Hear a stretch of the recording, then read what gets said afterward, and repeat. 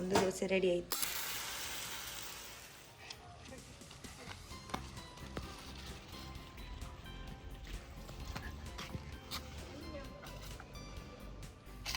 Yes, take it. Up, up.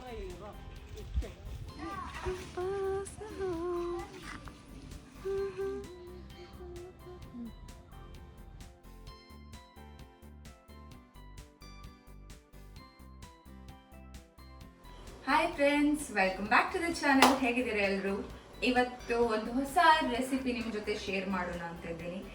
ಈಗ ಹೇಗೂ different ಫ್ರೂಟಿನ season ಅಂತ ಹೇಳ್ಬೋದು. ಸೊ ಇವತ್ತು ನಾವು ಗೇರು ಹಣ್ಣಿನಿಂದ ಒಂದು ಹೊಸ ರೆಸಿಪಿಯನ್ನು ಮಾಡ್ತಾ ಇದ್ದೇವೆ. ಸೊ ಅದುವೇ ಗೇರು ಹಣ್ಣಿನ ದೋಸೆ. ಅಮ್ಮ ಅಂತೂ ಈ ಗೇರು ಹಣ್ಣಿನ ಸೀಸನ್ ಅಲ್ಲಿ ದೋಸೆಯನ್ನು ಮಾಡ್ತಾ ಇರ್ತಾರೆ. ಸೊ ನಾವು ಅನ್ಕೊಂಡು ಇವತ್ತು ಈ ರೆಸಿಪಿಯನ್ನು ನಿಮ್ ಜೊತೆ ಶೇರ್ ಮಾಡೋಣ ಅಂತ. So let's get started with today's video. 4 ಗೇರನ್ನು, 1 ಕಪ್ಪಿನಷ್ಟು ಅನ್ನ, 1 ದೊಡ್ಡ ಕಪ್ಪಿನಲ್ಲಿ ಅಕ್ಕಿ, ಬೆಳ್ತಿಗೆ ಅಕ್ಕಿ. ಅದನ್ನೇ ಹಾಕಿದ್ರಾ? ಹೌದು. ಎಷ್ಟೊತ್ತು? ಅರ್ಧ ಗಂಟೆ. ಓಕೆ. 1 ಕಪ್ಪಿನಷ್ಟು ತೆಂಗಿನ ತುರಿ, ಇಷ್ಟು ಬೆಲ್ಲ, ಒಂದಲ್ಲ ಅರ್ಧ ಕಪ್ಪಿನಷ್ಟು ಬೆಲ್ಲ, ಏಲಕ್ಕಿ, ಸ್ವಲ್ಪ ಏಲಕ್ಕಿ, ರುಚಿಗೆ ತಕ್ಕಷ್ಟು ಉಪ್ಪು. ಓಕೆ. ಇದನ್ನೀಗ ಮಿಕ್ಸಿ ಜಾರಿಗೆ ಹಾಕಿ ಗ್ರೈಂಡ್ ಮಾಡಿ.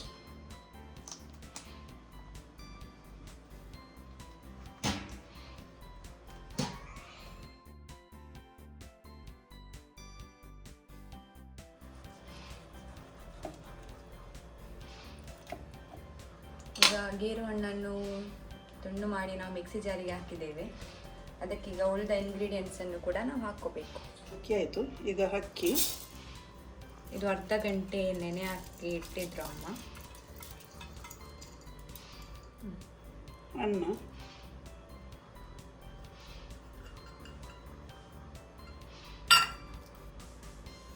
ಬೆಲ್ಲ,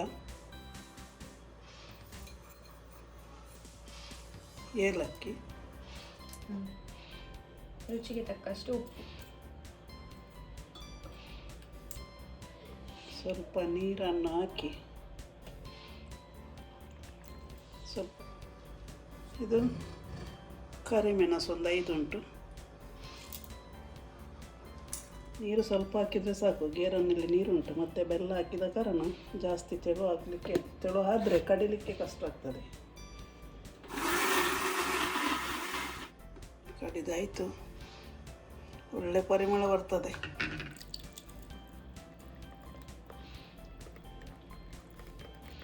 ಸ್ವಲ್ಪ ಈಗ ನೀರು ಹಾಕ್ಬೇಕು. ಸ್ವಲ್ಪ ಇದಕ್ಕೆ ಜಾರಿಗೆ ಸಾಕಾ?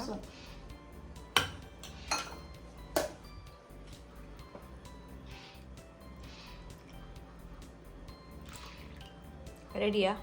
ರೆಡಿ ಆಯಿತು. ಈಗ ಇದಕ್ಕೆ ತೆಂಗಿನ ತುರಿ ಮಿಕ್ಸಿ ಮಾಡಲಿಕ್ಕೆ ಉಂಟು. ಓಕೆ.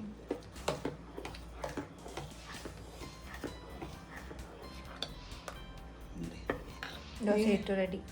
ನೀರು ದೋಸೆ ಥರ ಸ್ವಲ್ಪ ತೆಳು ಮಾಡಿದರೆ ಗೇರು ಹಣ್ಣು ಮತ್ತು ಬೆಲ್ಲ ಮತ್ತು ಏಲಕ್ಕಿದು ಪರಿಮಳ ಉಂಟಲ್ಲ, ಇದಕ್ಕೀಗ ತೆಂಗಿನ ತುರಿಯನ್ನು ಹಾಕಿ ಮಿಕ್ಸ್ ಮಾಡುವ.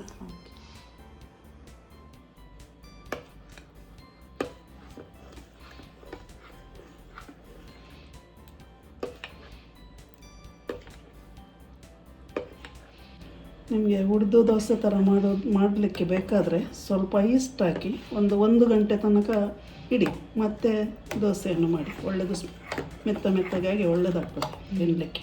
ಇದು ಡೈರೆಕ್ಟ್ ಮಾಡೋದು. ಇದು ನೀರು ದೋಸೆ ಥರ ಅದು ಮೆತ್ತಗೆ ಆಗ್ತದೆ, ಆದರೂ ನೀರು ದೋಸೆ ಥರ ಆಗ್ತದೆ ಸ್ವಲ್ಪ. ಬಟ್ ಇದು ಸ್ವಲ್ಪ ತಿಕ್ ಬರುತ್ತೆ ಕನ್ಸಿಸ್ಟೆಂಟ್. ನೀರು ದೋಸೆಯಲ್ಲಿ ನಾವು ಈ ದೋಸೆ ಬ್ಯಾಟರನ್ನು ಸ್ವಲ್ಪ ತೆಳು ಮಾಡ್ತೇವಲ್ಲ.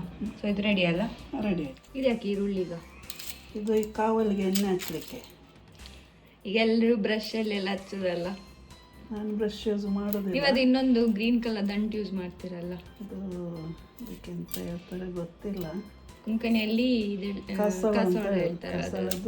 ಅದು ಗಿಡ ಉಂಟಲ್ಲ, ನಾವು ತೋರಿಸುವ. ಇದಕ್ಕೆ ಸ್ವಲ್ಪ ಎಣ್ಣೆ ಹಾಕುವ. ಅದಕ್ಕೆ ಒಂದು ಸ್ಪೂನ್ ಅಷ್ಟು ಸಾಕಾ? ಸಾಕು. ಓಕೆ.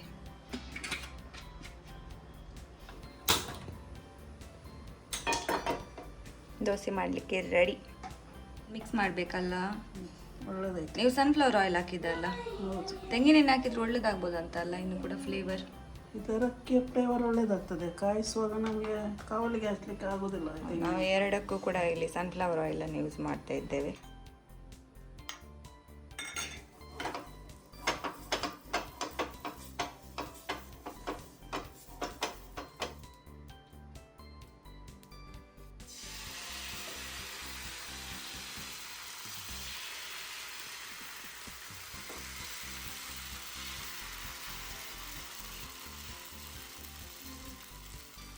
ಫ್ಲೇವರ್ಫುಲ್ ಗೇರು ಹಣ್ಣಿನ ದೋಸೆ ರೆಡಿ ಆಗ್ತಾ ಉಂಟು. My goodness, dosa is ready. So dosa is ready. ಒಂದು ದೋಸೆ ರೆಡಿ ಆಯಿತು.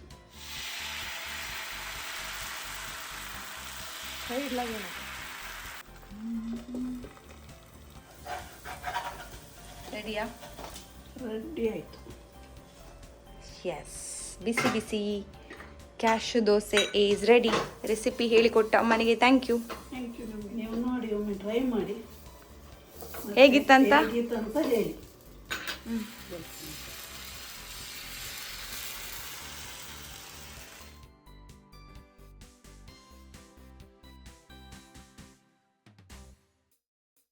ಗೇರಣ್ಣಿನ ದೋಸೆ ರೆಡಿ ಆಗಿದೆ. ಈಗ ಟೇಸ್ಟ್ ಮಾಡಲಿಕ್ಕೆ ಮಗಳು ನೋಡ್ತಾಳೆ. ಈಗಲ್ಲಿ ವೇಟಿಂಗ್ ಟು ಇಟ್. ಈಗ ಟೇಸ್ಟ್ ಮಾಡಿ ಹೇಳ್ತಾರೆ. ನಾನು ಕಾಯ್ದಿಲ್ಲ, ತಿನ್ನುದೆ.